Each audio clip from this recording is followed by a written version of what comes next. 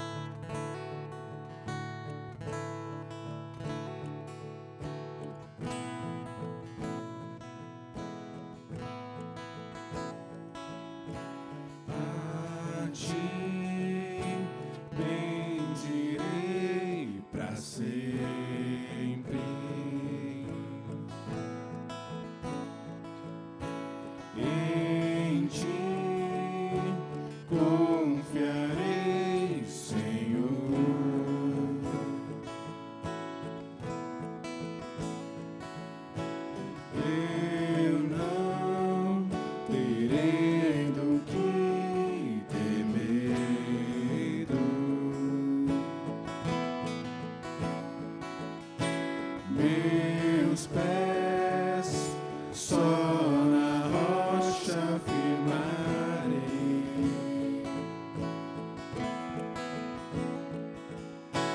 não me abalarei,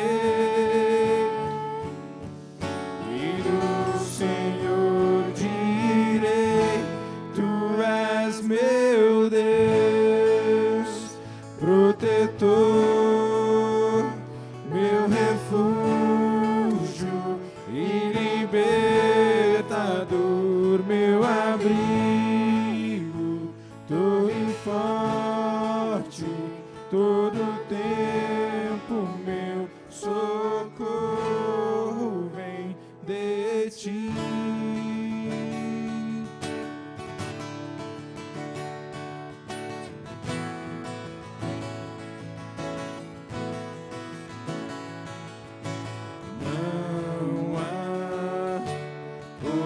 Pra quem eu ame, Tu és tudo que eu desejo.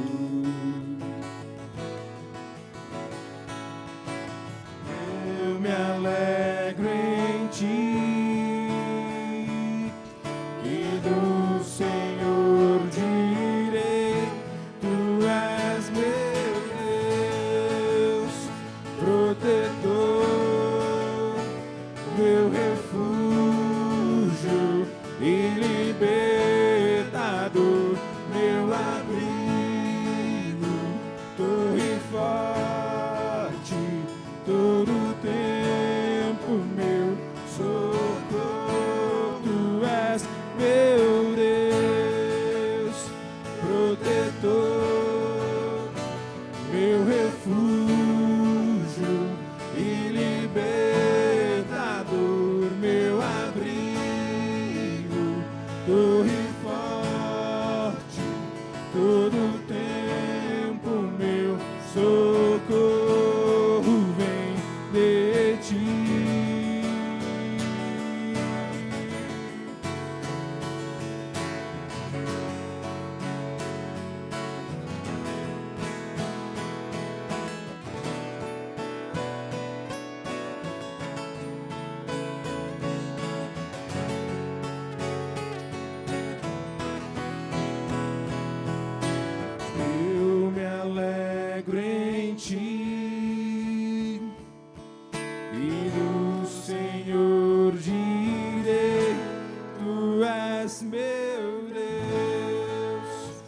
protetor,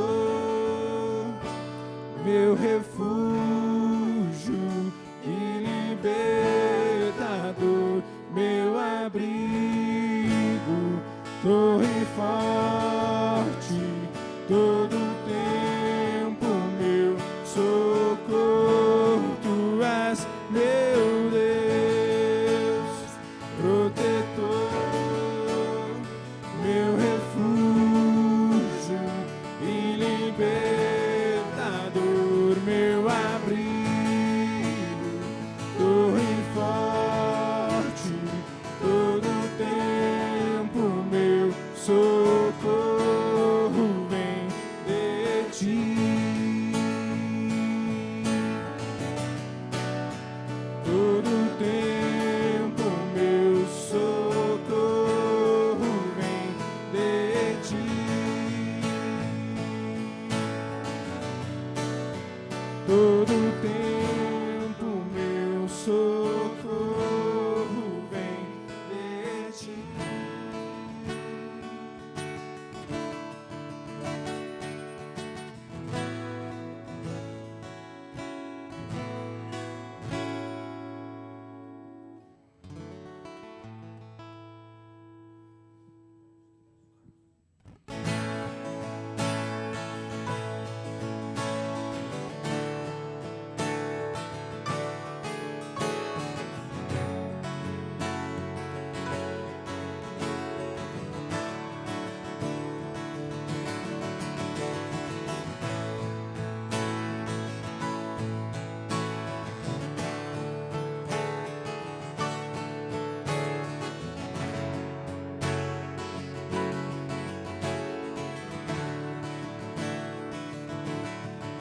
Sei que um dia saberei tudo que tens pra mim. Face a face te verei, rodeado de poder. Todo meu temor se vai com a luz do teu amor. Hoje posso encontrar tua eterna paz, Senhor, onde flui a adoração e as ruas de ouro são. Levantamos nossa voz a ti, Senhor, sem pranto, angústia e dor, sem morte, comigo estás, sem noite, sem aflição, sem culpa, comigo estás, comigo estás.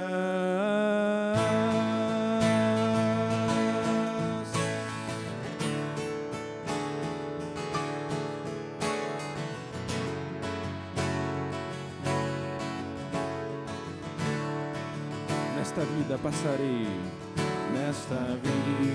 passarei por tristezas e dor, esperando ver chegar o grande dia do Senhor, quando todos vão cantar em sublime adoração, pra teu nome exaltar. Sei que o dia chegará, onde reina eterna paz, não há guerras nem temor. Levantamos nossa voz a ti, Senhor,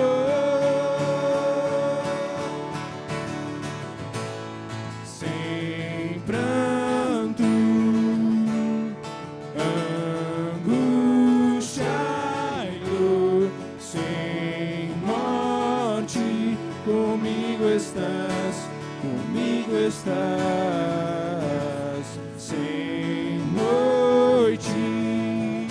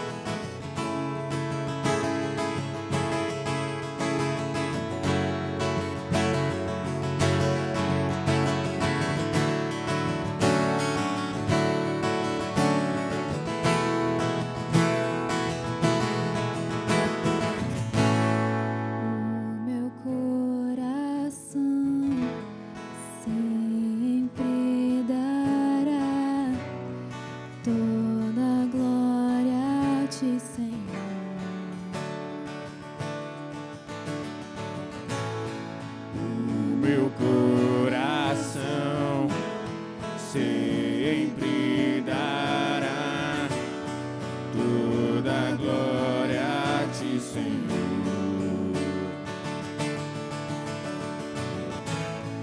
O meu coração sempre dará toda a glória a ti, Senhor.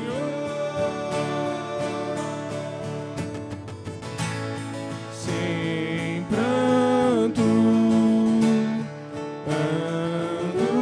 angustiado, sem morte, comigo estás, sem noite, sem aflição, sem culpa, comigo estás, comigo estás.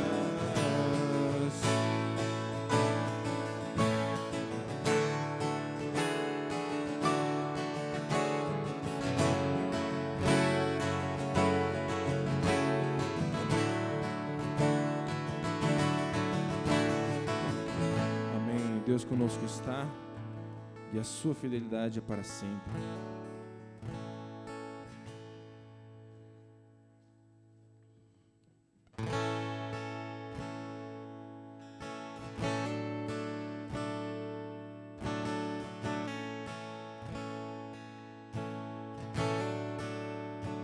Te amo, Deus, tua graça nunca falha. Todos os dias eu estou em tuas mãos. Desde quando me levanto até eu me deitar, eu cantarei da bondade de Deus. És fiel em todo tempo, em todo tempo tu és tão bom. Com todo fôlego que tenho, eu cantarei da bondade de Deus. Tua doce voz que me guia em meio ao fogo, no escuridão, tua presença me conforta. Eu sei que és meu Pai, que amigo és, eu vivo na bondade de Deus.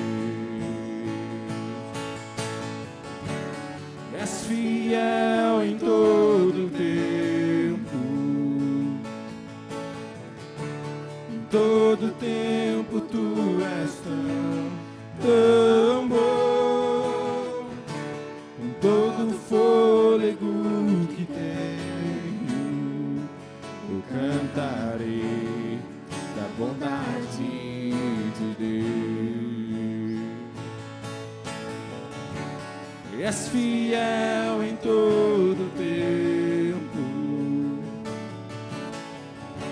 em todo tempo tu és tão bom.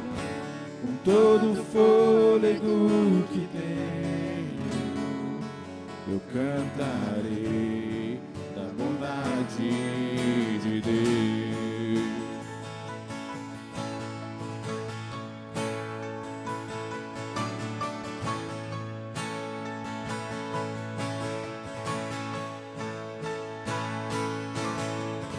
Bondade me seguirá,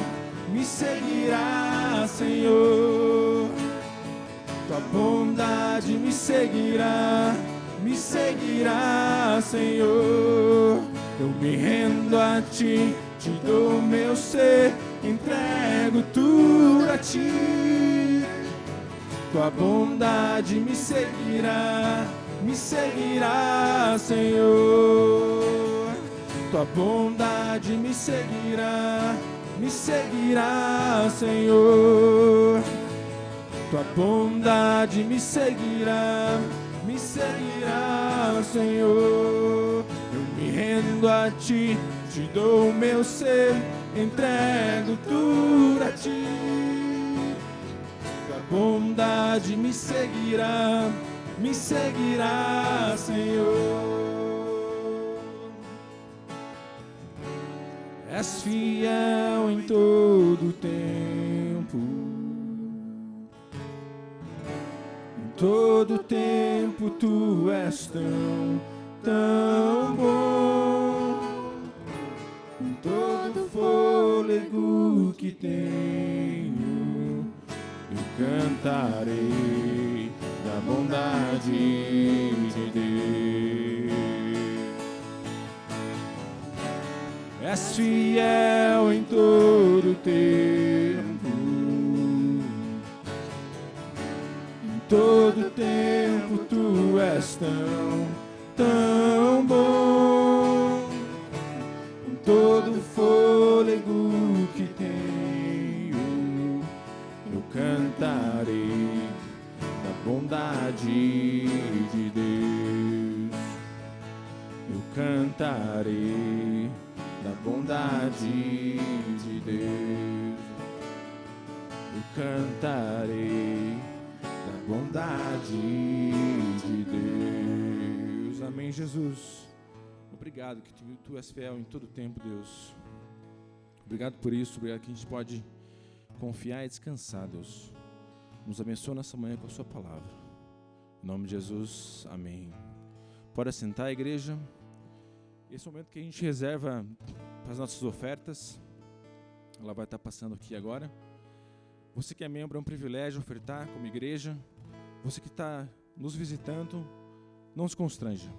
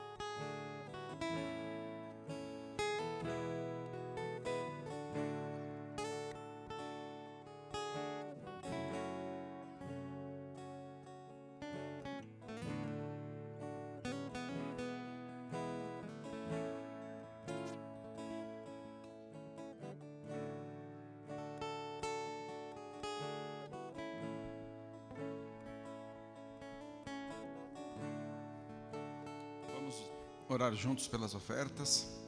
Senhor, nós te agradecemos por tua fidelidade, por tua bondade, por tua graça sobre as nossas vidas, e te agradecemos por esses recursos que o Senhor nos concede. Oramos para que o Senhor dê sabedoria e graça, ó Deus, na aplicação desses recursos em projetos e em coisas que glorifiquem o teu nome.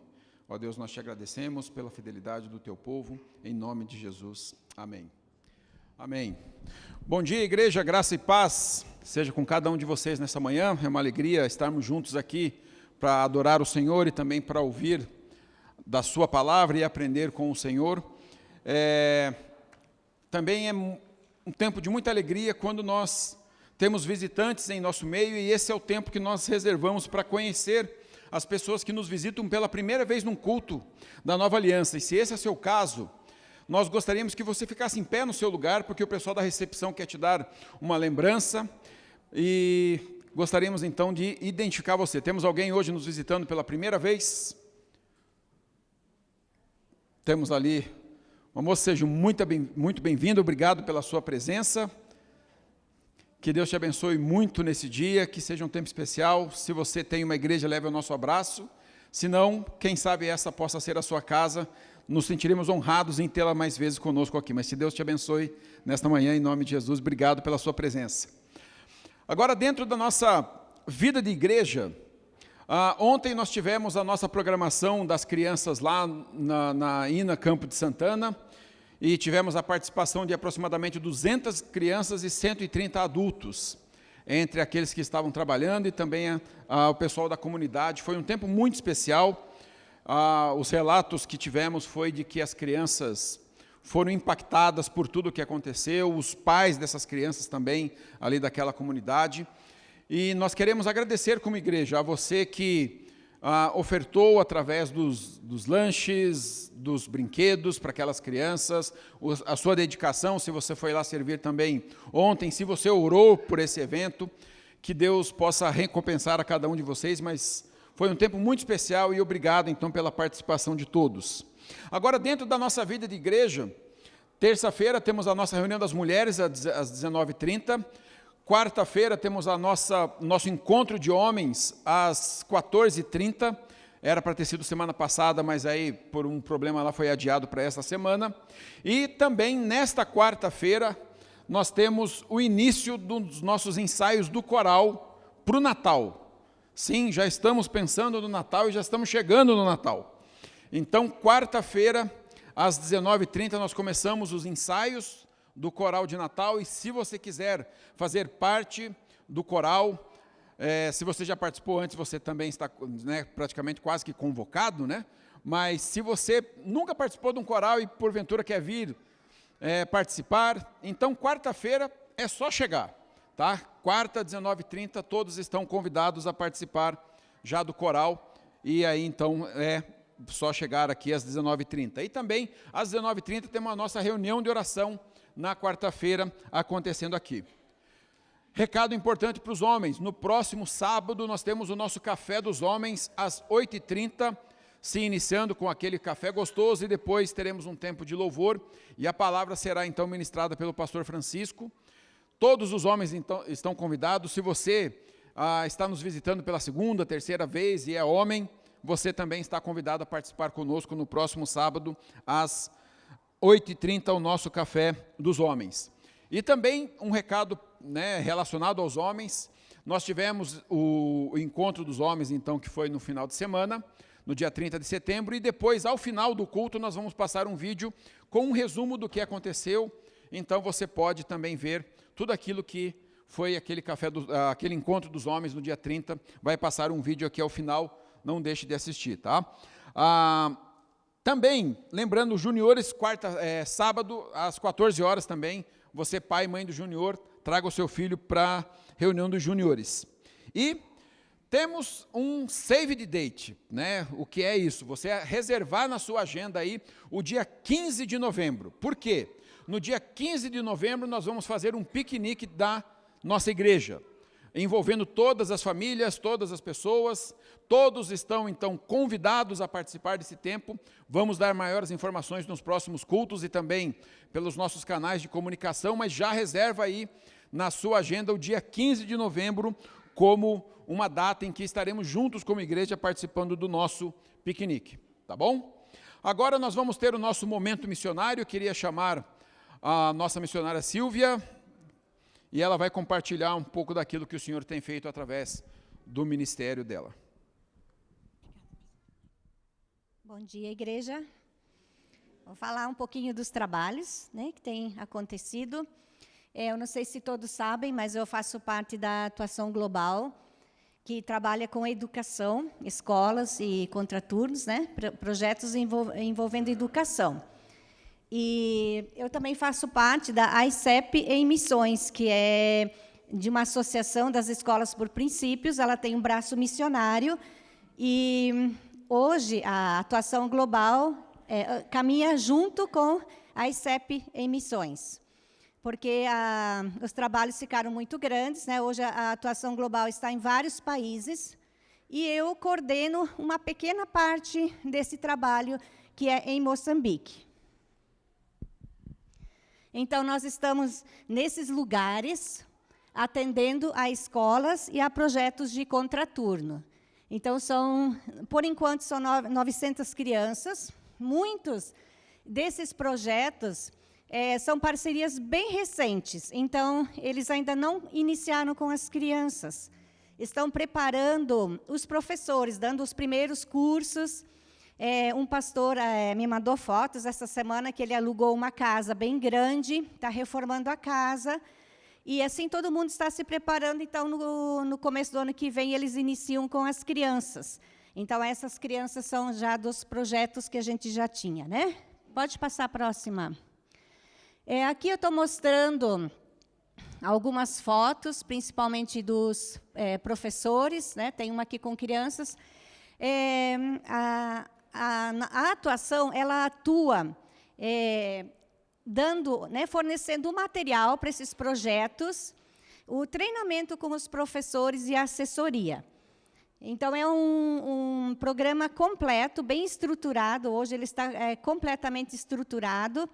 E quem deseja fazer parceria, então, entra em contato com a atuação. Então, esses professores, eles têm um período que eles se preparam e depois eles iniciam, mas eles têm formação continuada. Então, o tempo todo que eles estão com o projeto, eles vão estudar. Todo o material é bíblico, né? É escrito com princípios bíblicos, tanto nas escolas quanto contraturno. E esses professores, eles se reúnem ou semanalmente ou mensalmente, depende da situação de cada projeto, né? Da viabilidade de cada um, mas eles estudam. Então, hoje, eles podem fazer os cursos na plataforma. Tem pessoas específicas na ONG que vão acompanhar essas pessoas na plataforma. Eles também podem estudar presencialmente, porque alguns têm muita dificuldade com a internet. E também vai ter pessoas específicas para corrigir esse material. Então, todo esse trabalho eu coordeno, né? Então, faço as reuniões a cada bimestre, e entre uma reunião e outra, eu também ligo para algum líder. E a última reunião eu liguei para cada um do projeto, né, marquei essa reunião e a gente teve um tempo de qualidade, porque quem atende esses projetos lá são sempre ou pastores ou missionários, que são os líderes dos projetos. Então, é com os líderes que eu converso, né? E quando a gente vai lá, então a gente encontra com os professores também e tem um tempo legal. Aqui tem algumas fotos de alguns projetos só, né? Que representam ali. E é tudo lá em Moçambique, então. O projeto, ele é maravilhoso porque ele transforma a vida das pessoas, das crianças e também, consequentemente, das famílias, muitas vezes, né? Aqui nós temos o exemplo de uma aluna que iniciou no projeto. Até antes da atuação chegar lá, esse projeto já existia. Ele começou embaixo de uma árvore. Hoje é uma escola grande já. E essa menina iniciou lá. Quando até a atuação chegar lá, eles não tinham material, eles só se reuniam e faziam algumas atividades. Então, hoje, eles têm toda a formação, porque o nosso trabalho é servir aos que servem as crianças. Então, elas têm tudo o que elas precisam lá no projeto.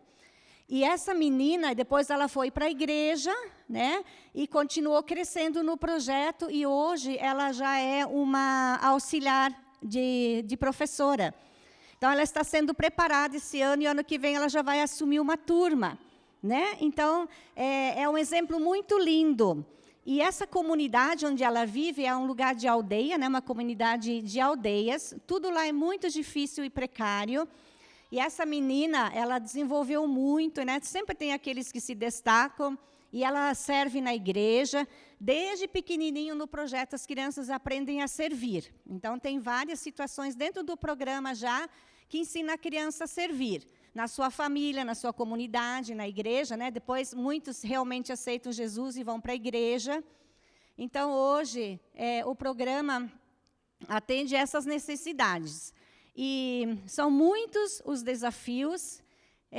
Normalmente, eu acordo sempre bem cedo, né? De manhã, quando eu acordo, as primeiras mensagens já são deles, ou pedindo alguma coisa, ou pedindo oração, ou contando alguma coisa boa que aconteceu, né? Porque lá são 5 horas para frente. Então, é um projeto lindo, lindo, lindo que acontece. os desafios são muito grandes. Assim, as últimas notícias, que são que uma missionária pediu para eu levantar um clamor, porque ela estava ameaçada, porque uma muçulmana se converteu lá com ela, né? Então, tanto a missionária quanto a família daquela moça que se converteu estavam sofrendo ameaças. Então, outra missionária de outro projeto falou que já tinha treinado muito, já tinha passado por vários cursos como a professora, e aí o marido dela resolveu devolver ela para a família, né? E a família dela morava em outro lugar. Então, porque ela não conseguia gerar filhos, o marido devolveu para a família. E ela ficou sem a professora. Então, são coisas assim que geram, sei lá, às vezes gera até um desânimo, uma tristeza, porque é toda uma caminhada que faz, né? Já é tudo tão difícil. Então, quando às vezes acontece isso, então são coisas do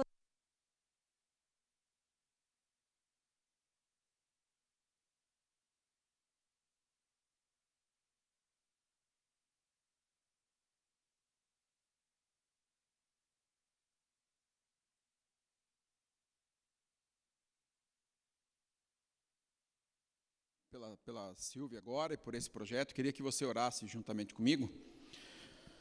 Senhor, nós queremos abençoar a vida da Silvia, abençoar, ó Deus, a vida também de cada um daqueles que estão envolvidos nesse projeto da Atuação Global e da ESEP, Senhor.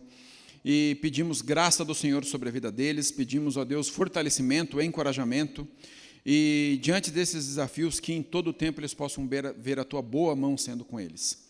Pai, oramos por essa ex-muçulmana que se converteu. Oramos para que o Senhor a fortaleça na sua fé, para que ela possa perseverar, ó Deus, no Senhor, e para que ela possa perseverar na sua fé. Oramos por essa missionária também, para que ela se sinta encorajada, e mais do que isso, que ela possa em todo o tempo também fortalecer a vida dessa menina que se converteu, Deus, e que eles possam também ver os Teus milagres naquele lugar.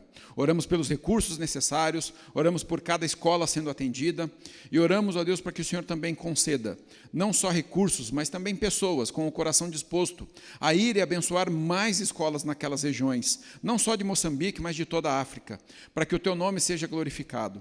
A Tua palavra diz que o temor do Senhor é o princípio da sabedoria, e oramos para que na busca da sabedoria de cada uma daquelas crianças, ela seja fundamentada no temor do Senhor, que elas possam aprender, ó Deus, sobre primeiramente o Teu reino e a Tua justiça, e entender que todas as outras coisas serão acrescentadas conforme apraz o Teu coração.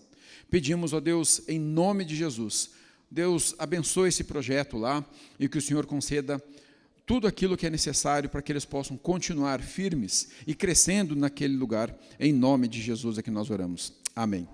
Amém. Obrigado, Senhor. Deus abençoe. Obrigado, Senhor. Agora, então, nós vamos orar pela escola dominical, pelos professores e pelos alunos, e também orar por nós que ficamos pela ministração da palavra. Senhor, nós queremos orar por cada criança, por cada professor nesta manhã, pedindo que o Senhor também possa abençoar a vida de cada um deles, na ministração, ó Deus, da palavra do Senhor, do estudo que eles terão lá, que eles possam conhecer mais de Ti. Deus, oramos também por nós que ficamos aqui, para que, ó Deus, os nossos ouvidos estejam atentos à palavra do Senhor que será ministrada. Usa a vida do pastor Juba, ó Deus, de forma poderosa e graciosa nesta manhã, para trazer aquilo que está no Teu coração para as nossas vidas. Ó Deus, e que saiamos daqui, ó Pai, transformados, incomodados, mas principalmente, ó Deus, com o desejo de pôr em prática aquilo que aprendemos, em nome de Jesus. Amém. Então, as crianças podem sair para as suas salas. Temos também berçário aqui, se você, pai ou mãe, precisar. E, pastor Juba, que Deus te abençoe, em nome de Jesus.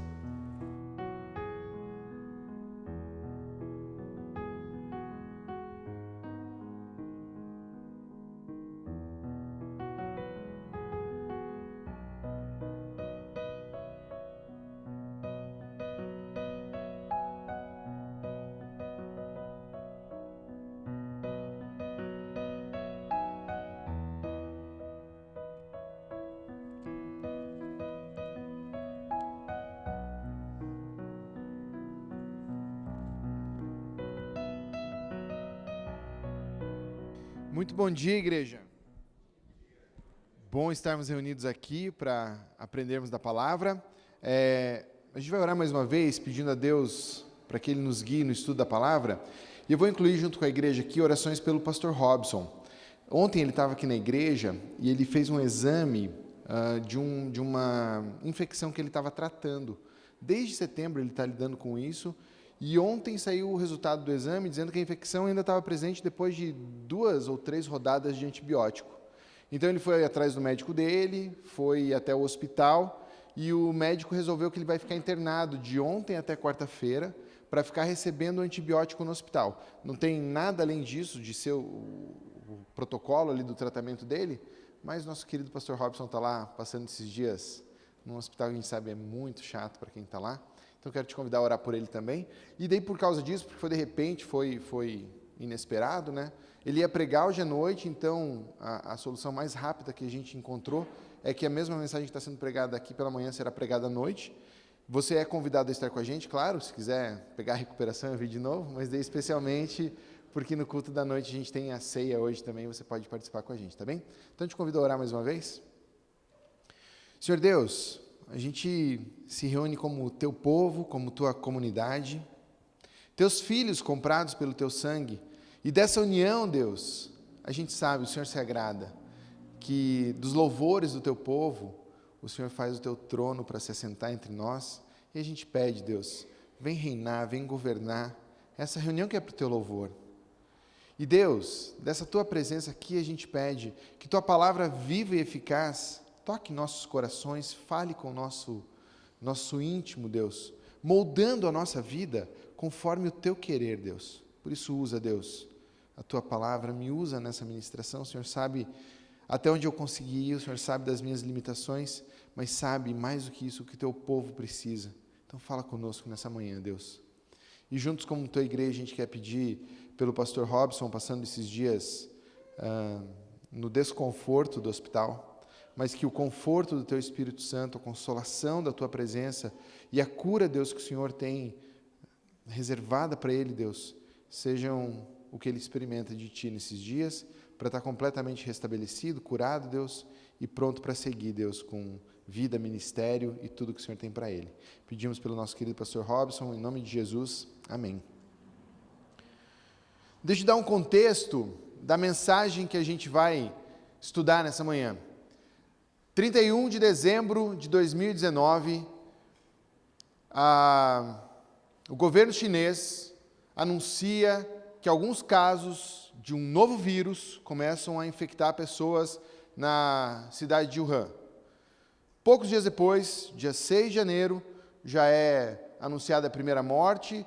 Até o fim desse mesmo mês de janeiro, a Organização Mundial da Saúde fala que há tem um termo certo lá, então eu vou errar, mas algo no sentido de uma atenção internacional a ser dada a esse evento, e você sabe, ali por fevereiro, março de 2020, o mundo inteiro já estava começando a enfrentar a realidade da pandemia. Dia 8 de março de 2020, a gente teve culto pela manhã, e dado a insegurança do momento, a falta de informações que a gente tinha, dificuldade de saber o que viria pela frente, a gente decidiu já não ter o culto da noite.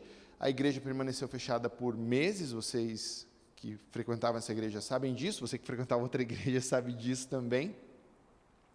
E a gente passou por esse período tão duro para esse mundo que foi viver a pandemia.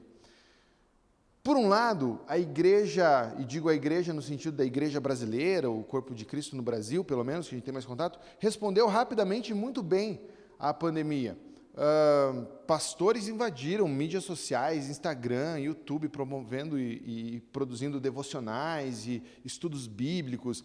Ferramentas como o Zoom ajudaram a gente a ter grupos familiares, grupos de estudo, ainda que cada um na sua casa, reunidos de alguma forma. As igrejas se agilizaram muito para começar suas transmissões online, para a gente continuar pregando a palavra, ser instruído e ministrado pela palavra, e ufa, sobrevivemos.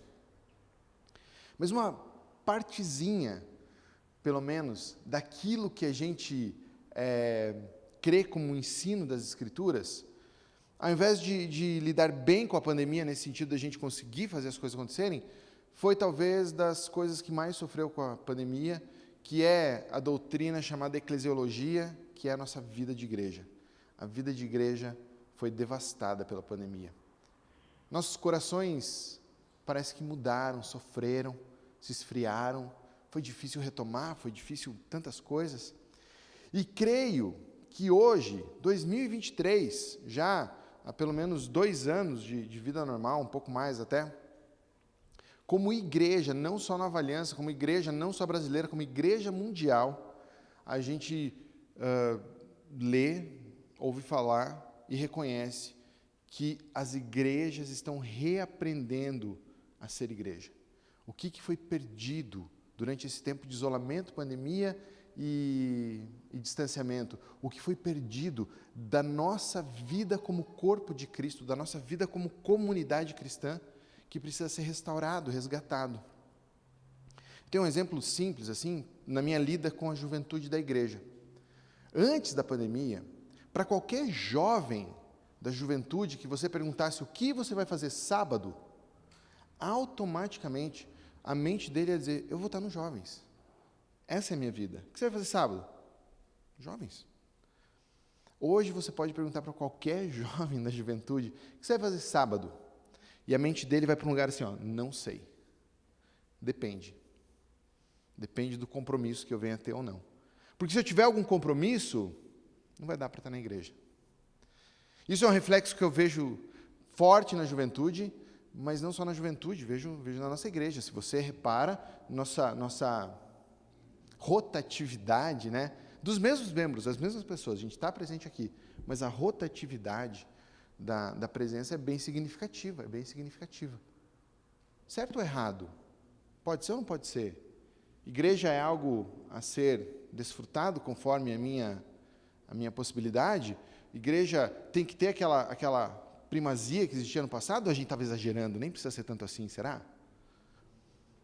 Porque a gente está reconstruindo nossas convicções a respeito de igreja, vale a pena a gente revisitar os ensinos bíblicos sobre igreja, comunidade, para que essas coisas sejam reconstruídas, não por qualquer gosto pessoal, não por qualquer preferência, mas que a gente olhe para as Escrituras e enxergue a igreja existindo nas Escrituras e diga para a nossa própria alma, para o nosso coração, essa é a vida que Deus me chama a ter. E por isso a gente vai dar uma espiadinha num texto pequeno sobre a igreja hoje, mas tem muito significado para a gente olhar para pilares da igreja ou coisas essenciais da vida de igreja e que isso te motive a buscar mais e mais os compromissos reais que Deus quer do seu povo como comunidade, como igreja e, no nosso caso, expresso aqui na Nova Aliança. A gente vai ler juntos o texto que está no livro de Atos, no capítulo 2. Atos 2. Versículo 42. E estudando esse texto, a gente vai ver 3 elementos essenciais da igreja. A gente vai ver que igreja significa um lugar em que existe ensino, doutrina. Igreja é um lugar que existe comunhão. Igreja é um lugar que existe testemunho. Não é tudo sobre igreja.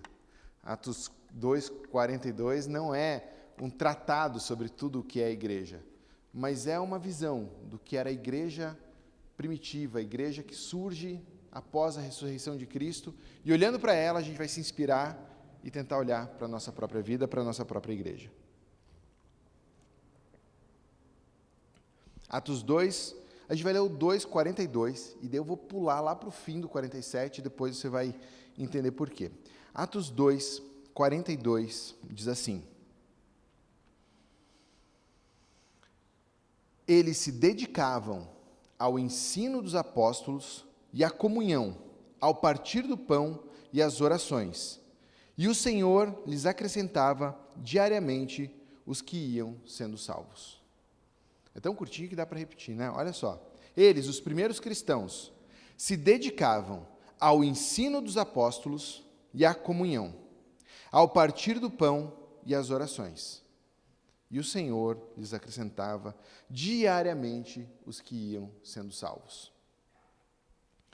Para você ter uma ideia do que essa igreja, aqui nesse momento descrita, Jesus Cristo, ressurreto, andou com os discípulos, conviveu com eles durante 40 dias depois da sua ressurreição, tendo alguns encontros que estão relatados aqui na Bíblia, instruindo e ensinando esses discípulos a missão de levar o evangelho até os confins da terra. Esses discípulos são instruídos por Jesus a esperarem em Jerusalém até que o Espírito Santo viesse sobre eles. Esse é o dia de Pentecostes, 50 dias depois da crucificação. Nesse dia de Pentecostes, os discípulos, 120 reunidos, os 120 seguidores de Cristo, reunidos no mesmo lugar, têm sobre eles a manifestação do Espírito Santo como que labaredas de fogo, e encorajados, empoderados pelo Espírito Santo, passam a pregar publicamente sobre Jesus. Tem um discurso maravilhoso de Pedro, explicando a obra de Cristo para judeus de Jerusalém. E acontece ali aquele milagre das línguas, que os judeus que tinham vindo de várias partes do mundo grego, do mundo asiático, do mundo do norte da África, começam a ouvir os discípulos falarem a respeito de Jesus e ouvem os discípulos na sua própria língua, e cada um entende na sua língua materna a mensagem do evangelho daquela cena, daquele momento, 3.000 convertidos. Uma igreja, com certeza, cheia do Espírito Santo, porque ele tinha acabado de vir sobre esses crentes, uma igreja nascente, já com 3.000 pessoas de diversas partes do mundo, uma igreja nascente que precisava aprender a ser igreja, precisava aprender a ser essa nova comunidade, e esse texto começa dizendo eles, exatamente esses 3.120, que não precisa ser um número preciso, mas esses 3.000 e tantos homens, mulheres e crianças, vivendo como uma comunidade. Como era a vida dessa comunidade? Na igreja havia doutrina, havia comunhão e havia testemunho. Vamos começar olhando para a primeira coisa que diz que eles se dedicavam. E, aliás, já falando nessa ideia de se dedicar, né? Tem, talvez a versão da Bíblia que você usa vai dizer que eles perseveravam nisso. Essa palavra que é traduzida para a gente, ela junta duas palavrinhas, uma dizendo que é uma questão de movimento, é algo de uma iniciativa pessoal, tem uma intenção de se mover nessa direção, e o se mover aqui é de buscar, de correr atrás, de querer, de estar seguindo junto com os outros. Essa é a ideia de perseverança. Tem um movimento meu, tem uma busca minha, tem uma força que vem de mim mesmo para estar junto, para buscar, para estas coisas relatadas aqui. Então, esses crentes, é dito aqui, eles eram ativos, eles buscavam, eles estavam atrás do ensino dos apóstolos. Quando a gente vê nesse texto essa referência aos apóstolos, aqui especialmente nesse texto fala dos 12. Os 12 que foram comissionados por Jesus, enviados por Cristo para serem suas testemunhas, com autoridade, com o envio do próprio Cristo. A palavra apóstolo simplesmente significa um enviado na língua original. Então, essa palavra é até usada em outros textos da Bíblia para falar de uma pessoa que foi enviada de um lugar a outro. Mas existiam alguns enviados especiais no Novo Testamento, destacados como enviados pelo próprio Cristo. Então, além desses 12, você vai ver que Paulo, o apóstolo, se identifica também por apóstolo de Cristo, porque ele é comissionado pelo próprio Jesus, uma revelação que Jesus dá a ele, dizendo: Paulo, você vai aos gentios. Então, assim como os 12, Paulo também tem essa prerrogativa de ser um apóstolo de Cristo, com autoridade apostólica, como daqueles que receberam de Cristo a tarefa de levar o Evangelho. E quando no nosso texto, aqui onde eu li, fala dessa palavra ensino, e eu coloco nesse lugar doutrina, você pode ir para a próxima tela, por favor, Rogério? Eu coloco essa palavra doutrina, é porque da palavra original no grego, que seria traduzida por ensino, também é a origem da nossa palavra doutrina, quase que a mesma coisa. O ensino dos apóstolos é aquilo que eles transmitiam às pessoas. E a gente chama isso de doutrina porque a gente quer entender exatamente o ensino dos apóstolos, quer aprender o que eles ensinavam. Está claro para a gente o que era a mensagem dada a Jesus a esses homens, que a gente quer transmitir. Por isso a gente chama de doutrina o estudo disso, a busca disso, a sistematização, a organização disso. Mas era o que eles tinham algo a ensinar sobre Cristo. E o que era esse ensino dos apóstolos que eles tantos buscavam? Tem como a gente saber o que era o ensino desses apóstolos, até por algumas promessas que Jesus mesmo tinha feito a esses homens. Dá uma olhada comigo nesses textos. Você pode clicar o primeiro aí, Rogério, por favor? João 15, 26 e 27, última ceia acontecendo com os discípulos, Jesus diz assim para esses 12, ou melhor, para 11, né? Matias não estava ali. Ele diz assim para os 11 ali presentes: quando vier o conselheiro, uma referência ao Espírito Santo, quando vier o conselheiro que eu enviarei a vocês da parte do Pai, o Espírito da verdade que provém do Pai, ele testemunhará a meu respeito, e vocês também testemunharão, pois estarão comigo desde o princípio. O Espírito Santo viria, e é o que acontece aqui em Atos, e vindo o Espírito Santo, eles se tornariam testemunhas de Jesus. Enquanto Jesus estava ressurreto, ele encontrou esses discípulos, e ele disse o seguinte, lá em Lucas 24, 45. Conversando com eles, a Escritura diz que Jesus abriu o entendimento deles para que eles pudessem entender as Escrituras. Até aquele momento era meio confuso tudo o que significava Jesus, mas parece que após a ressurreição, nesse momento de encontro com Cristo, no seu poder e na sua graça, Jesus abre o entendimento deles para que eles entendessem a Escritura daquele momento, que o Antigo Testamento. E eles começam a ver no Antigo Testamento revelações e revelações e revelações referentes a Jesus, seu cumprimento, sua missão, sua obra, sua pessoa. E eles começam a enxergar Cristo em todos os textos do Antigo Testamento. Mas mais do que isso, Jesus nessa mesma ceia diz para eles o seguinte, em João 14, 26, mas o conselheiro, o Espírito Santo, que o Pai enviará em meu nome, lhes ensinará todas as coisas e lhes fará lembrar de tudo que eu disse. Então, a mensagem que os apóstolos tinham para ensinar esse povo nesse momento era o Antigo Testamento, que Jesus abriu o entendimento, eles podiam pegar as Escrituras e explicar Salmos, explicar vários textos, como a gente vê em Atos, mas além de explicar o que já existia da Bíblia, eles também iam ter o poder sobrenatural do Espírito Santo de lembrar as palavras de Jesus. Então eles podiam dizer assim, ó, Jesus disse, e exatamente eram as palavras de Cristo, porque o Espírito Santo estava capacitando a isso. Mas ainda mais do que isso, em João 16, 12, 13, Jesus fala ainda assim para eles, tenho ainda muito o que lhes dizer, mas vocês não podem suportar agora.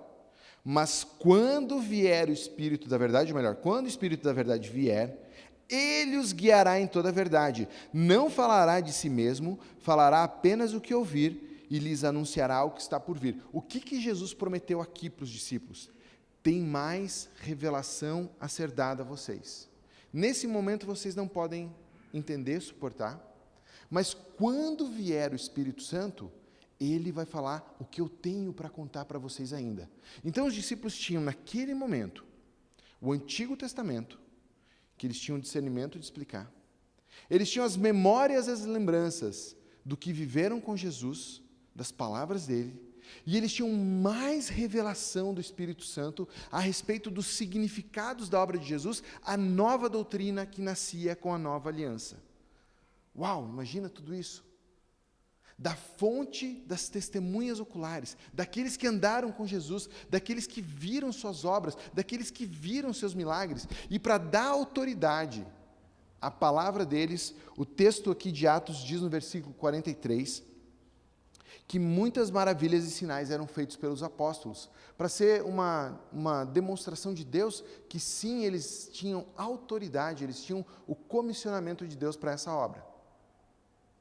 E aí você pode imaginar, pensa que maravilha devia ser esse povo reunido, e de repente João se levantar no meio deles, abrir Salmo 23 e falar, esse Senhor que é o meu pastor é Jesus Cristo, e a mesa que Ele prepara para nós é a mesa da salvação no reino eterno, e conseguir enxergar Jesus, e aquele povo, uau, era sobre Jesus. Imagina Pedro contando das peripécias dele, e falando, puxa, vocês não acreditam, certa vez eu fui pescar e não peguei nada, e Jesus falou, joga a rede para o outro lado, não é que eu peguei um monte de coisa. E eles ouvindo essas histórias em primeira pessoa, de primeira mão. Imagina o que significava para eles ouvirem dos discípulos, e Deus me revela agora, e vem essas doutrinas. Parece que a gente olha para eles e fala, uau, essas pessoas tinham algo especial ali, elas tinham uma quantidade de informação que realmente era privilegiado para elas. Mas o que de fato é realmente especial é que esses cristãos, do primeiro momento da igreja, que tinham tudo isso de especial da revelação dos apóstolos, não tinham mais do que eu e você. Porque esse testemunho apostólico, esse ensino dos apóstolos, isso que é chamada doutrina dos apóstolos, foi preservado na história. Foi guardado como um grande tesouro pela igreja. Foi de geração em geração transmitida uns para os outros. E você tem acesso a isso no seu Novo Testamento. A palavra dos apóstolos, que relembrava as palavras de Jesus nos evangelhos. A palavra dos apóstolos com novas revelações da nova aliança, nas cartas paulinas, nas cartas de João, nas cartas de Pedro. A interpretação deles do Antigo Testamento expostas para a gente aqui, tudo que a igreja primitiva tinha, de sentar aos pés dos apóstolos e falar, eu estou ouvindo alguém que tem autoridade apostólica, porque isso vem direto de Jesus, é exatamente o que a gente tem no nosso Novo Testamento. Porque o Novo Testamento foi produzido pela inspiração do Espírito Santo, dando a esses homens palavras de Deus para eles, segundo a própria Escritura, dizendo palavra por palavra aquilo que devia estar escrito, para que eu e você, a igreja do século XXI, tivesse as mesmas informações, a mesma verdade. Então a gente tem em nossas mãos um tesouro maravilhoso, que é o testemunho apostólico do que significa Jesus Cristo e toda a transformação que Ele trouxe para esse mundo.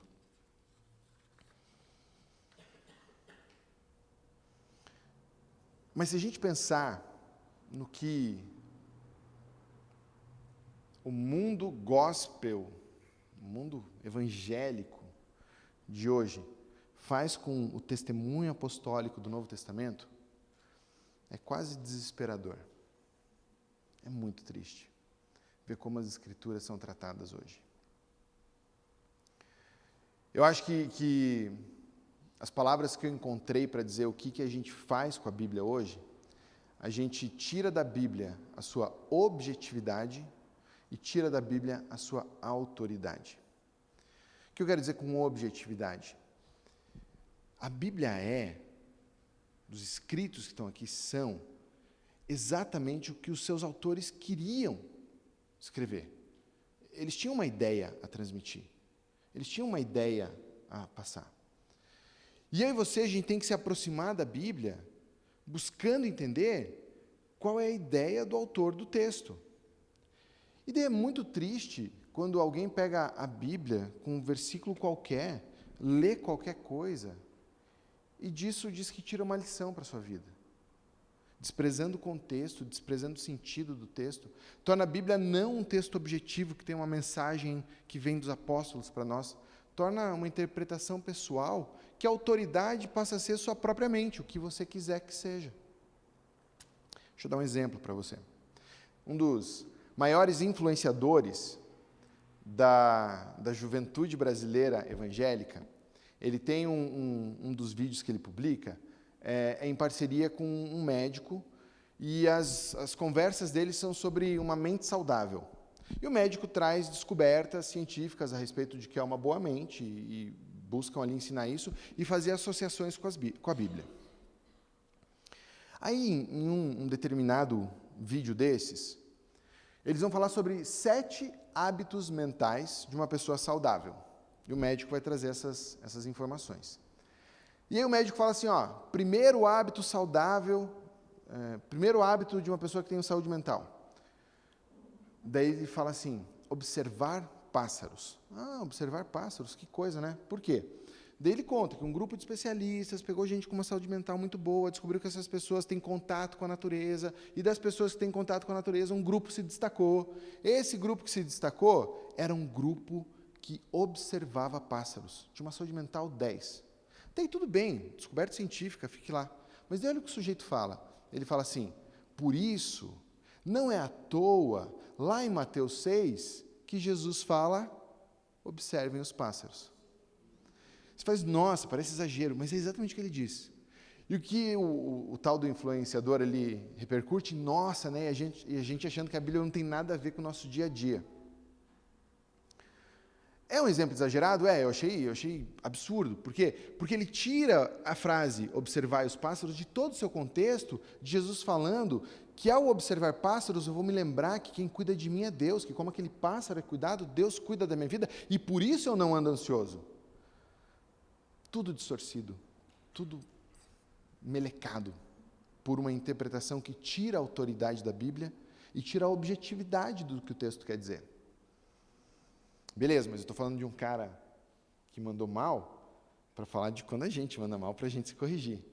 Porque é a mesma coisa que a gente faz quando a gente pega, por exemplo, a nossa ideologia política favorita e tenta empurrar ela para dentro da Bíblia, catando o texto aqui e ali para justificar o que a gente acredita que devia ser o Brasil.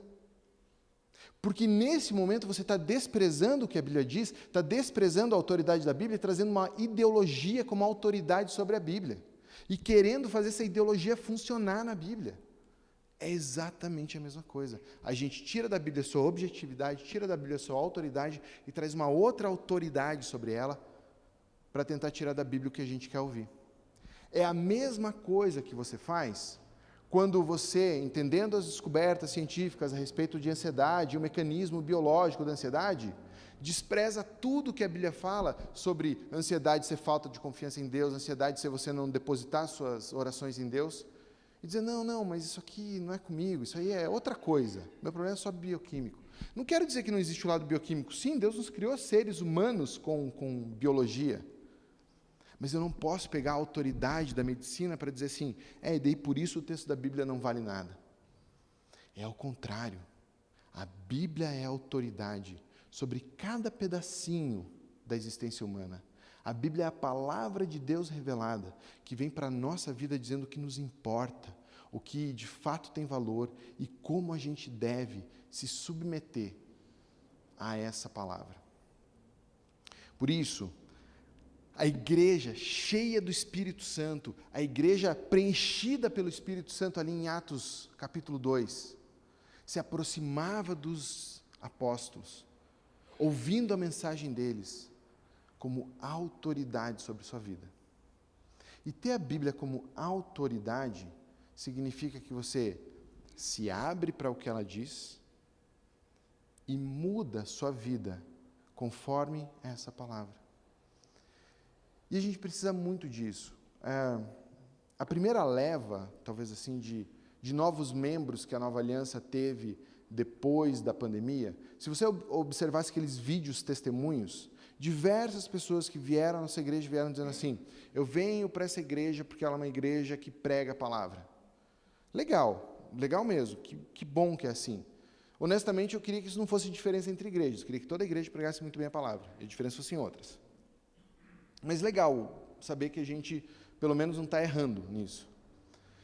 Mas mais do que você vir para uma igreja que prega a palavra, você vem para uma igreja disposto a mudar a sua vida por causa da palavra. Você vem dizendo, eu me submeto a essa palavra porque ela é autoridade, ela vem de Deus. E se a palavra me diz que minha vida está errada, eu digo para ela, sim, Senhor, errado sou eu, corrige meus caminhos. É assim que uma igreja foi forjada lá no Novo Testamento. E é assim que a nossa igreja precisa ser forjada nesses dias, pela nossa submissão à palavra de Deus.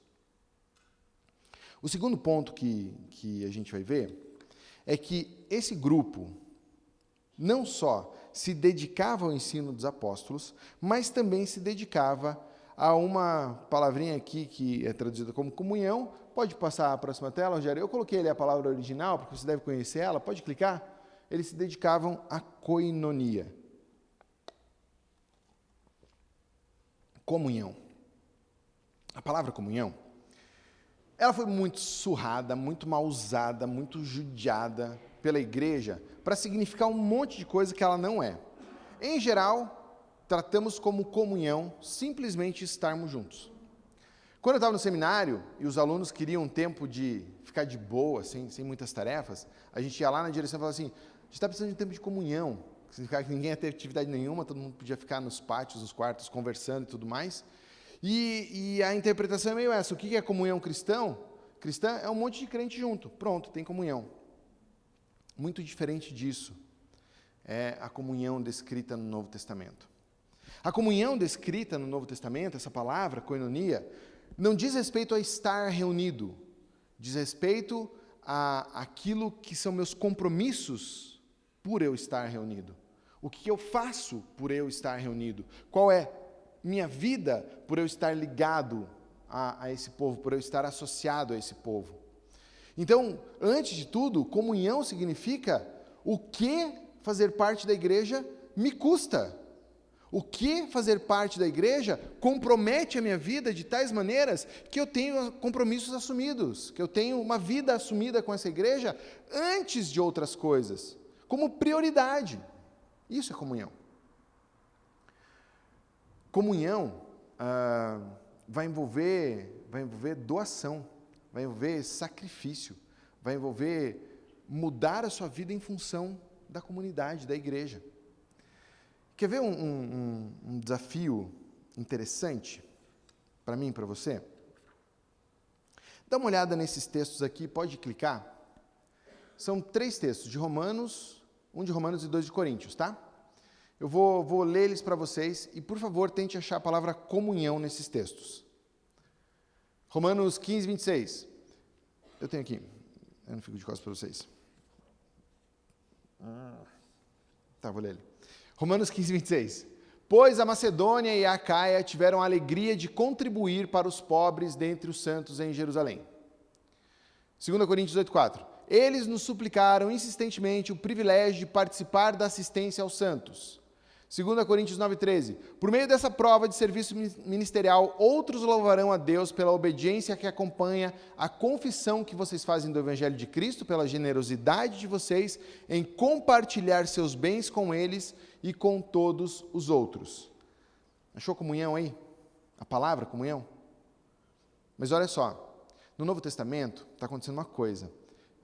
Em determinado momento, uma grande fome surge em Jerusalém, e as igrejas da Ásia e da Europa resolvem fazer um juntar de ofertas para enviar para Jerusalém. E é disso que esses textos estão falando, das ofertas que a igreja do mundo estava mandando para Jerusalém. E aí, nesses textos, a palavra original usada, pode dar um clique, Rogério, por favor? Para contribuir, participar da assistência, doar os seus bens, é comunhão. A palavra original é comunhão. A gente traduz desse jeito para a gente entender o que o autor estava querendo dizer.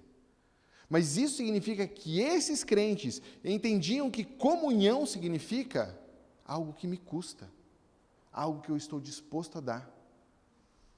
Não vou usar esse texto agora, não sou um pregador da TV para te cobrar dízimo, não é nada disso. Eu estou só querendo te mostrar isso, que comunhão não é a sua ida à igreja para o desfrute de um tempo de alegria, mas é o seu compromisso com as pessoas que te custa alguma coisa, inclusive financeiramente, se for o caso.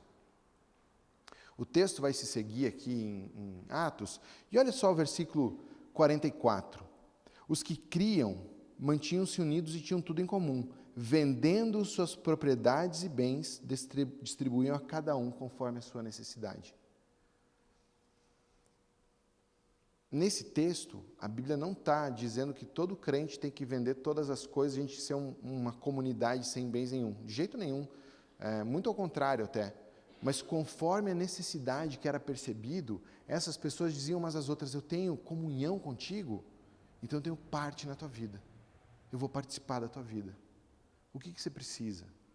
Como é que eu te ajudo? Como é que eu te apoio na tua fé? Como é que eu te sustento na tua necessidade?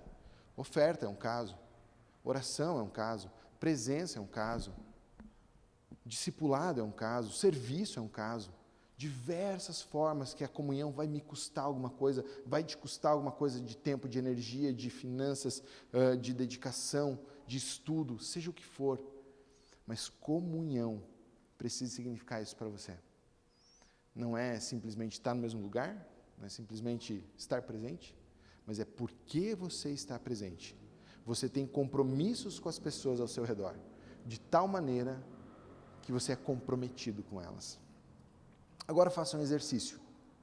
Imagine que alguém vem até aqui à frente do púlpito e diga para você que semana que vem não haverá mais cultos na igreja, porque, sei lá, a gente não vai mais ter o prédio. Não tem mais o prédio da Nova Aliança, ele vai ser demolido, e por isso não tem mais cultos nessa igreja. Imagine essa situação. Tente se colocar nela.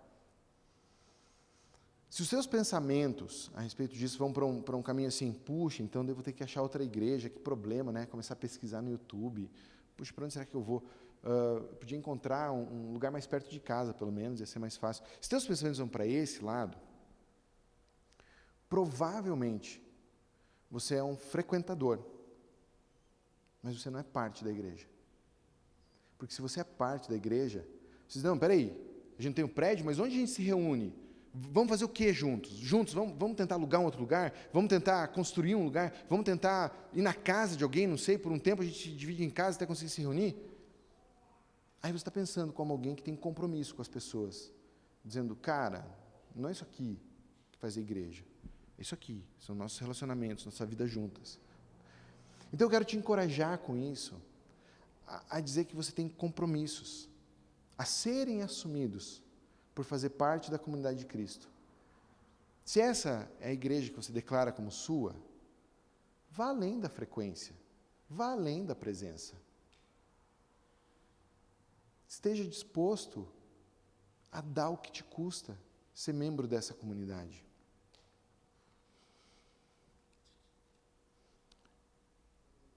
Comunhão é estar juntos? Sim, tua presença é fundamental.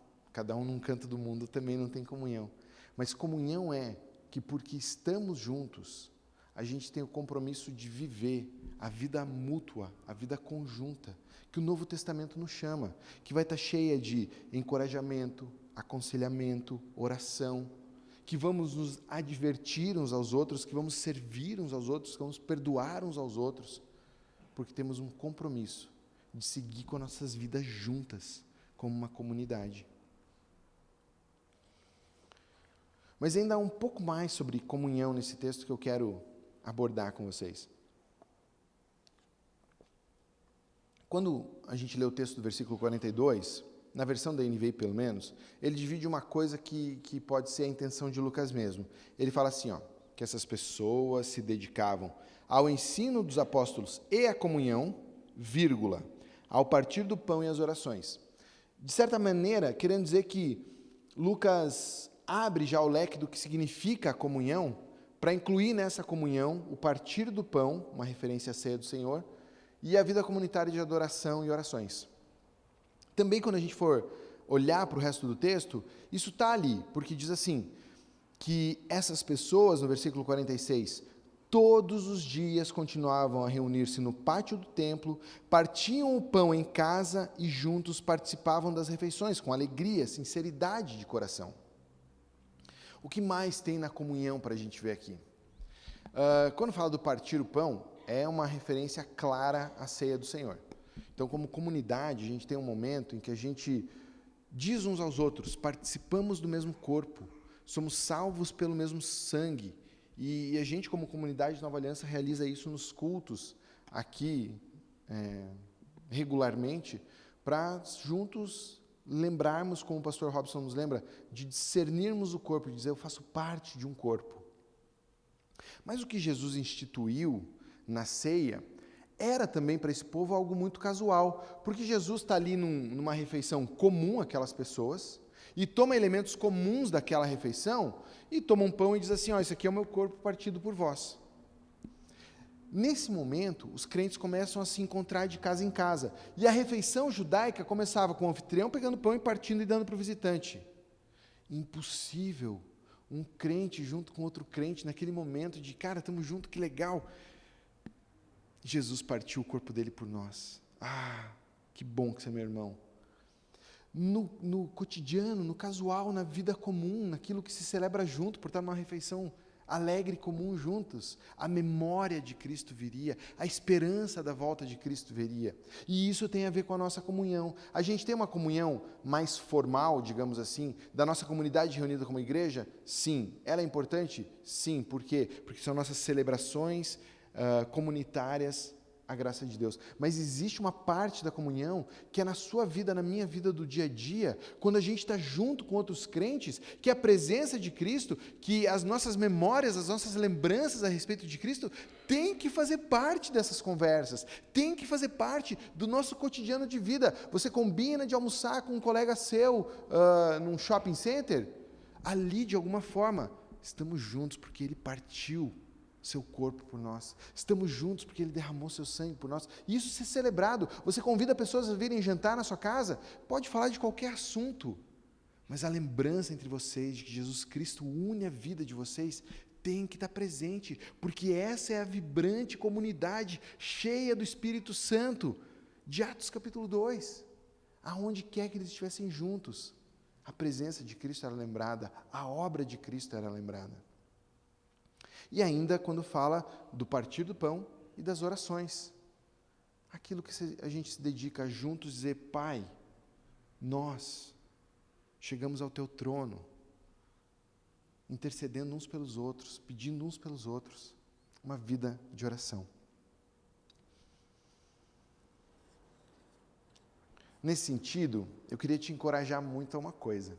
Eu queria te encorajar muito a fazer parte de um grupo da igreja. Porque aqui no culto, da manhã especialmente, o culto termina, daqui a pouco, a gente sai para almoço, é difícil viver muitas dessas coisas. Então, a igreja entende que tem um espaço ideal para a gente viver a comunhão da igreja. Grupos pequenos, onde nossa vida é mais entrelaçada, onde a gente é mais partilhado em tudo que a gente precisa viver. E isso faz parte de um compromisso teu, de você dizer, eu estou presente, eu faço parte, eu me dedico a essas pessoas que eu tenho um vínculo próximo pelo meu grupo pequeno.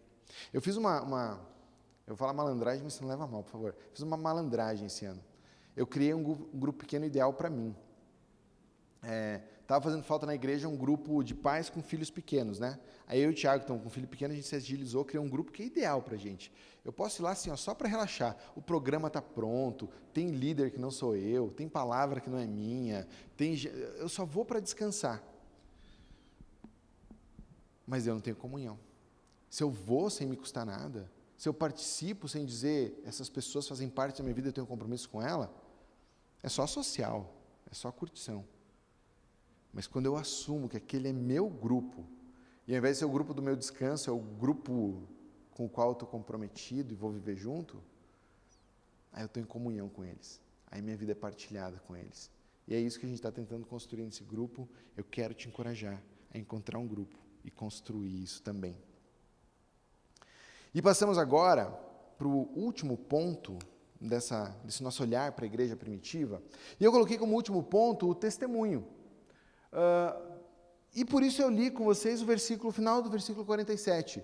E o Senhor lhes acrescentava diretamente os que iam sendo salvos. E cadê o testemunho nisso? O testemunho não está aqui nessa frase. O testemunho está na atitude que a igreja tinha. Olhe também esses textos que vão explicar para a gente. Em Atos 1:8, Jesus diz para os discípulos, recebereis poder do alto ao descer sobre vós o Espírito Santo e sereis minhas testemunhas, tanto em Jerusalém como em Judéia e Samaria até os confins da terra. E aí a gente vê esses discípulos missionados sendo testemunhas de Cristo. O que significa ser testemunha de Cristo? O que é o testemunho que eles tinham a dar? O apóstolo Paulo, lá no final do livro de Atos, ele dá uma pista para a gente. Olha só, Paulo fala assim, Atos 20, 24. Todavia, não me importo nem considero a minha vida de valor algum para mim mesmo, se tão somente puder terminar a corrida e contemplar o ministério que o Senhor Jesus me confiou, de testemunhar do Evangelho da graça do nosso Deus. E ainda, em Atos 14, versículo 15, o finalzinho dele diz assim, que então Paulo, esse apóstolo, diz para os gentios, vos anunciamos o Evangelho, para que destas coisas vãs vos convertais ao Deus vivo. Se convertam ao Deus vivo, e se convertendo, sejam salvos. Então a igreja nascente, a igreja do primeiro século, é uma igreja que entende que as pessoas serão salvas pelo testemunho do Evangelho, pelo anúncio do Evangelho, pela proclamação de quem é Cristo, do que é a sua obra e de como a sua obra é redentora, de como a sua obra é salvadora, porque pela sua morte na cruz ele pagou o preço dos pecados, e todo aquele que confessar o nome de Jesus, que entregar a sua vida para Jesus, tem esse sangue que lava seus pecados, perdoa dos seus pecados e ele é salvo. E por que o texto aqui diz então que o Senhor acrescentava diariamente os que iam sendo salvos? Porque eles sabem, como o profeta Jonas sabia, que ao Senhor pertence a salvação. Que a tarefa deles era anunciar, que a tarefa deles era testemunhar de Cristo, vivendo uma vida condizente com o Evangelho, mas falando, como Pedro fez, em praça pública, declarando quem é Jesus. Mas que a salvação ia sempre ser dita, glória a Deus. Glória a Deus, glória a Deus, foi o Senhor que salvou. E essa igreja vê isso, vê pessoas testemunhando, pessoas anunciando o Evangelho, cumprindo a sua tarefa, e Deus naquele momento, respondendo a isso, trazendo gente salva todos os dias para aquela comunidade. Nós temos ainda essa mesma missão, essa mesma tarefa, de sermos testemunhas de Cristo. A igreja primitiva entendia que o anúncio do Evangelho não era uma tarefa dos apóstolos, porque assim que tem a dispersão da primeira perseguição em Jerusalém, todos os que saem de Jerusalém, o texto diz, pode pôr a próxima tela, está ali também, Rogério. Olha só, o pessoal que foi disperso, mais um clique, os que haviam sido dispersos, os crentes da igreja ali, os 3.000 ou mais nesse momento, ou 8.000, pregavam a palavra onde quer que fossem. A igreja aprendeu que ela tinha que pregar o Evangelho onde quer que fosse. E assim Samaria é alcançada, e assim a Judéia é alcançada, e assim o Evangelho começa a ir aos confins da terra. Nós, Igreja Nova Aliança, temos uma tarefa de sermos testemunhas na nossa Jerusalém, aqui em Curitiba. Tarefa minha, tarefa sua, tarefa de cada um de nós que é crente. Estarmos aqui significa, existe uma igreja que proclama o Evangelho nessa cidade. Como existem tantas, mas fazer parte disso significa que somos testemunhas de Jesus, anunciamos o Evangelho. Mas a tarefa dada por Jesus é maior do que a Nova Aliança pode cumprir, porque a gente nem alcança toda essa cidade, quanto mais a nossa Judéia, a nossa Samaria, os confins da terra. Por isso, uma igreja nascente aqui é uma igreja missionária, que está cumprindo a sua tarefa no seu local, mas na medida em que se avança esse povo, o Evangelho avança. E por isso, como igreja, a gente tem entre nossos pilares o investimento missionário. A gente tem o investimento no trabalho da igreja local, como a gente pode aqui ser diferença, mas também a gente investe em missionários no Mato Grosso, no Amazonas, a gente investe em missionários em África, na Ásia, Europa, até os confins da terra, porque a gente crê que testemunhas de Jesus Cristo precisam ser sustentadas nesse lugar, fielmente anunciando o Evangelho, para que Deus acrescente à sua igreja aqueles que vão dia a dia sendo salvos. E esse é um compromisso que você pode ter também, se dedicar a isso. Meu resumo, pode ir para a última tela, Rogério, por favor? É que a igreja bíblica nascente, cheia do Espírito Santo, que começa a nascer em Atos 2, é dedicada a buscar a palavra, quer aprender a palavra, quer ser instruída pela palavra, quer transformar sua vida pela palavra. Essa igreja é uma igreja dedicada à comunhão, que diz, comunhão me custa alguma coisa, eu estou preso a esse povo, eu estou amarrado a esse povo, porque eu sou filho desse Deus, então o que me custar fazer parte dessa comunidade, eu estou disposto a pagar em serviço, em dedicação, em cuidado, em ofertas, quando necessário. E é uma igreja que tem o seu foco na missão de Deus, anunciar o Evangelho, enquanto presentes em Jerusalém, mas de levar ele até os confins da terra. E é isso que eu gostaria de te encorajar em cada um desses pontos, a ter esses compromissos na sua vida com Deus e expressá-los nessa igreja local que você faz parte, a Nova Aliança. Quero te convidar a orar sobre isso. E esse convite à sua oração começa com talvez você mesmo, falando com Deus agora, de qualquer um desses pontos, aquilo que você quer ser mais dedicado, aquilo que você deseja buscar mais, ser mais, fazer mais, entregando sua vida ao povo em que Deus te inseriu.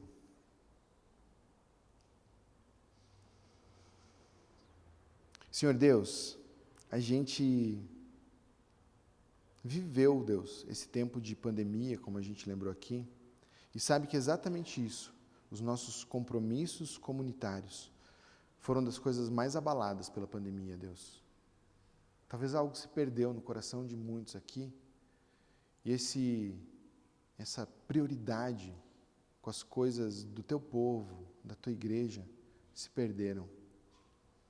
Por isso, Deus, eu peço que o Senhor renove em nossos corações a sede pela palavra ensinada, com essa fonte pura que vem da tua revelação aos apóstolos, aquilo que a gente pode conhecer da obra de Cristo, escolhida por ti, Deus, que a gente tenha sede dessa palavra, que a gente venha a cultos, não para simplesmente ouvir algo como uma palestra, que a gente venha aos cultos para ouvir a tua voz por meio da Bíblia, e ouvindo a tua voz, a gente se submeta à tua vontade. Impede, Deus, que a gente fique tentando colocar na Bíblia o que ela não diz, trazer os nossos gostos pessoais, as nossas preferências, ciências humanas, ideologias políticas. Ao contrário disso, Deus, limpa tudo isso do nosso coração para que a autoridade seja a tua palavra. Peço também, Deus, pelos nossos compromissos de comunhão. Deus, que estar presente seja pouco no nosso coração, signifique pouco, porque é pouco. Estar presente não é a comunhão. A comunhão é aquilo que a gente faz estando presente. Então, que compromissos de vida sejam renovados aqui, vidas sejam dedicadas a esse povo presente aqui, não outro. Que a gente possa olhar uns para os outros com a certeza de que somos uma comunidade que cresce junto, se apoia, se encoraja, se perdoa, se aconselha, se diverte, e tudo aquilo que o Senhor espera dos teus filhos vivendo em comunhão.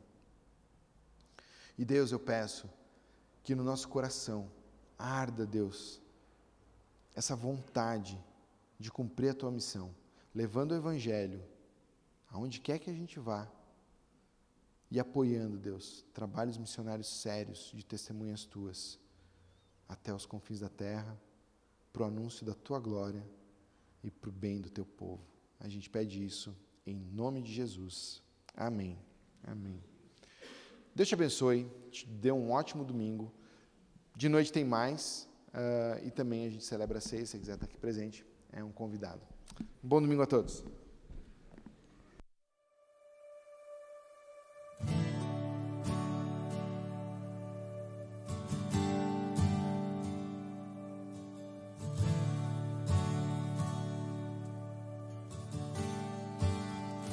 Te amo, Deus, tua graça nunca falha. Todos os dias eu estou em tuas mãos.